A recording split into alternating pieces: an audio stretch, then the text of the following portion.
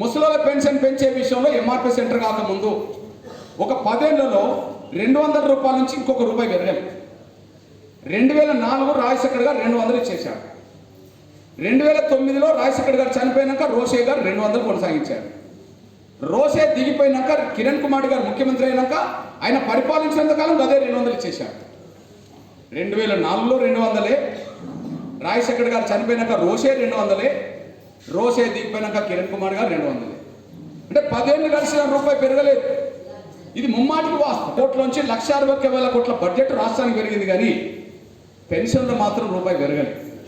కానీ మీ అన్నగా చెప్తున్నా, ఎప్పుడైతే వృద్ధుల పెన్షన్ పెరగాల్సింది ఉద్యమం చేసిందో ఆ ఉద్యమం ఫలితం వల్ల మరో 10 ఏళ్ళు తిరగక ముందు 10 ఇంతలు పెరిగి 2,000 ఇప్పటికి వస్తున్నాయి, 4,000 కాబోతున్నాయి.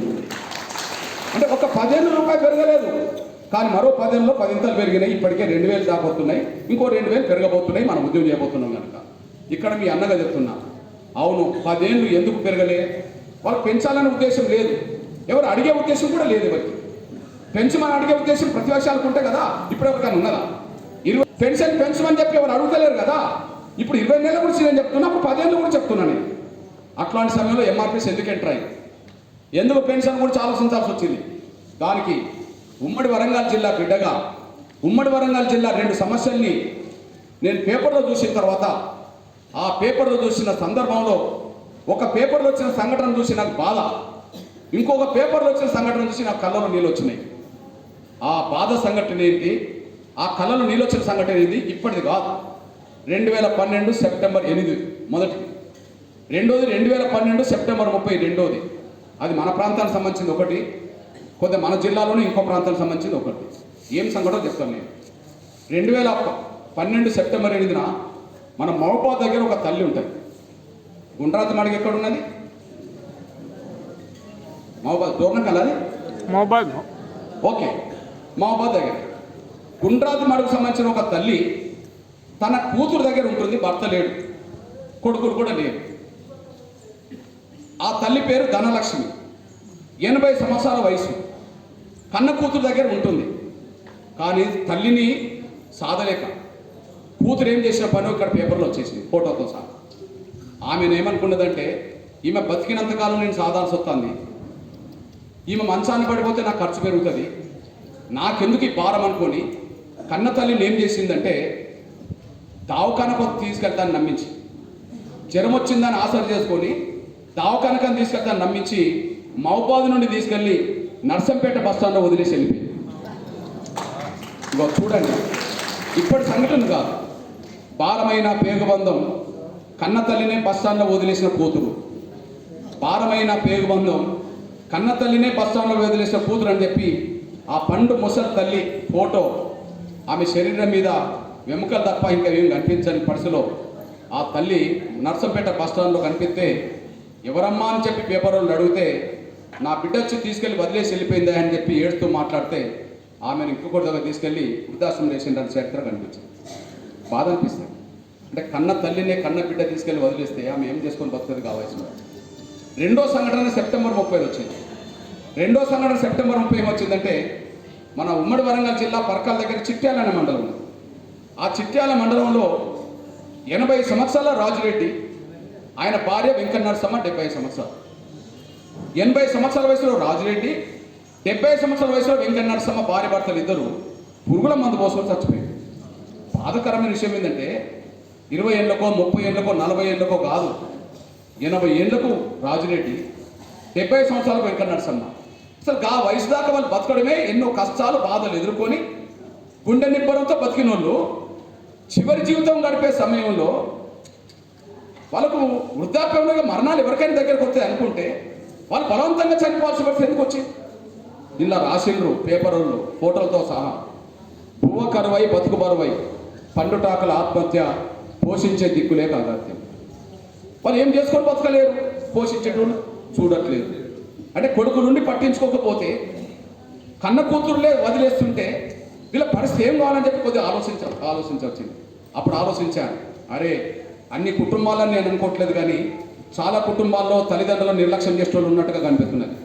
ఆ నిర్లక్ష్యానికి గురవుతున్న తల్లిదండ్రుల పక్షాన వాళ్ళకి ఏదైనా సాధించి పెట్టాలని చెప్పి పోరాటమే 2012-13 మధ్యలో పెన్షన్ పెరగాలి 1000 రూపాయలు అని చెప్పి డిమాండ్ చేసి ఉద్యమం మొదలుపెట్టాం. పెన్షన్ పెరగాలి 200 ముసలోళ్ళకి వస్తే ఎవరికి అర్థమవుతలేదు. కానీ ఆ ముసలోళ్ళకే ఇద్దరికి 2000 వచ్చినాయనుకో 1000 రూపాయలు. వాళ్ళు ఎవరు చూడకపోయినా, ఏ కన్న బిడ్డలు కొడుకులు చూడకపోయినా ఆ 2000తో వాళ్ళు బతుకుతారని చెప్పి 1000 రూపాయల పెన్షన్ కోసం పోరాటం మొదలుపెట్టాము. అప్పుడే మొదలుపెట్టాము. దాని గురించి ఇప్పుడు కదా నేను తిరుగుతున్నట్టుగా అప్పుడైతే 7 నెలలు తిరిగాను. ముసలోళ్ళ పెన్షన్ పెరగాలి, దాంతోపాటు వితంతుల పెన్షన్, భర్తను కోల్పోయిన వాళ్ళ పెన్షన్ పెరగాలని చెప్పి 7 నెలలు తిరిగాను. అక్టోబర్, నవంబర్, డిసెంబర్, జనవరి, ఫిబ్రవరి, మార్చి, ఏప్రిల్ 27 తారీఖు నాడు హైదరాబాద్లో ఉప్పల్ దగ్గర 100 ఎకరాల ఖాళీ స్థలం ఉంటే ఆ ఖాళీ స్థలంలో 10 లక్షల మందితో మీటింగ్ పెట్టారు. ఆ మీటింగ్కు అతిరథ మహారాజులను పిలిచారు. ఆనాడు ప్రతిపక్ష నాయకుడిని రమ్మంటే హైదరాబాదు మీటింగ్ వచ్చి కూర్చున్నాడు. అంతకు ఒక రోజు ముందే విశాఖపట్నం వాళ్ళు పాదయాత్ర ముగిసింది. చంద్రబాబు నాయుడు వచ్చి మీటింగ్ కూర్చున్నాడు. నేను కేసీఆర్ని రమ్మని అప్పుడు ఫామ్ హౌస్లోనే కలిసింది. అప్పుడు ఫామ్ హౌస్లో ఉన్నాడు, ఇప్పుడు ఫామ్ హౌస్లో ఉన్నాడు. అప్పుడు రమ్మంటే ఆయన రాకుండా ఈటర్ రాజేందర్ పంపేశాడు. నా స్నేహితుడు కిషన్ రెడ్డి గారు బీజేపీ, ఆయన రమ్మంటే ఆయన కూర్చున్నాడు, శాసనపక్ష నాయకుడు. కేంద్ర మంత్రి సర్వసత్యనారాయణ ఆయన వచ్చేశాడు. సిపిఎం అందరూ వచ్చేశారు. 10 లక్షల మంది సభలో ఉన్నారు. వేదిక మీద అన్ని పార్టీల లీడర్లు తీసుకొచ్చి పెట్టారు. ఆ వేదిక మీద ఉన్న చంద్రబాబు నాయుడు గారు నా పక్కన కూర్చొని ఒక మాట అన్నాడు. ఏం కృష్ణ, ఇన్ని లక్షల మంది ఎట్లా సమీకరించావు, ఎట్లా తీసుకొచ్చావు అన్నాడు. సార్ నేను రమ్మంటే వాళ్ళు రాలేదు సార్, వాళ్ళ బాధలు, వాళ్ళ కష్టాలు, వాళ్ళ ఇబ్బందులు సార్ వాళ్ళను ఇక్కడికి తీసుకొచ్చినాయి. ఏదైనా పెన్షన్ పెరిగితే వాళ్ళు ఇబ్బంది పడకుండా బతుకుతారని చెప్పి వాళ్ళు అందరూ వచ్చారు సార్ అని చెప్పి అన్నాడు. అప్పుడు నా పక్కన కూర్చుని ఆయన ఏమన్నాడంటే, కృష్ణ ఓకే చాలా మంచి పని చేసినావు, చాలా గొప్ప మీటింగే, కానీ ఎంత పెరిగితే బాగుంటుంది అనుకుంటున్నావు పెన్షన్ అన్నాడు. ప్రతిపక్ష నాయకుడు కదా సార్, నీ మనసులో ఏమో చెప్తారన్నాను. అప్పుడు ఏమన్నాడంటే, కృష్ణ ఇప్పుడు 200 ఇస్తున్నారు కదా, ఆయన అన్నమాట ఎప్పుడు ఏప్రిల్ 28, 2013, 2004 నుంచి 2013 వరకు రూపాయి పెరగలేదు కదా, ఇప్పుడు 200 ఇస్తున్నారు కదా కృష్ణ.